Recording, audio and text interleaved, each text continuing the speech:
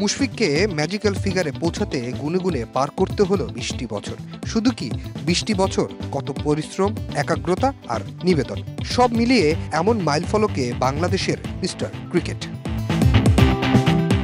মুশফিকের ১০০তম সেঞ্চুরি উদযাপনে তাই রঙিন সাজে সেজেছে হোম অব ক্রিকেট।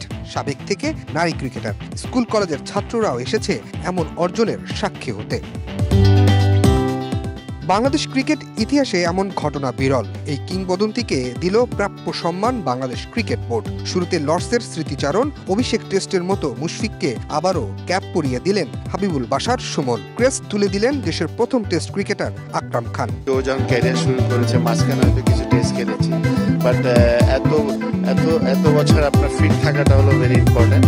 এবং যেটা বললাম যে ইয়াং প্লেয়ারদেরকে ওরা ফলো করা উচিত। টেস্ট ক্রিকেটে প্রথম আর বর্তমান দলের সদস্যরা স্বাক্ষর সম্বলিত জার্সিও তুলে দেয় এই অভিজ্ঞ ক্রিকেটারের হাতে। স্মারক উপহার দেন বিসিবির সভাপতি ও সহসভাপতি। মুশফিকের এই অর্জন শুধু পুরুষ দলের নয়, অনুপ্রেরণা নারী দলের কাছেও। পেশাদার ক্রিকেটার হিসেবে ক্যারিয়ারটা কেমন হওয়া উচিত তার বড় উদাহরণ মুশি। বাংলাদেশের প্রথম আর এই এশিয়ার 22তম খেলোয়াড় যে কিনা ছুঁতে পেরেছে 100 টেস্ট ম্যাচের রেকর্ড। এবং এই 38 বছর বয়সে এসেও মুশফিকের যে খেলাধুলার প্রতি যে নিবেদন, তা অনুকরণীয় হয়ে থাকবে সকল খেলোয়াড়দের কাছে।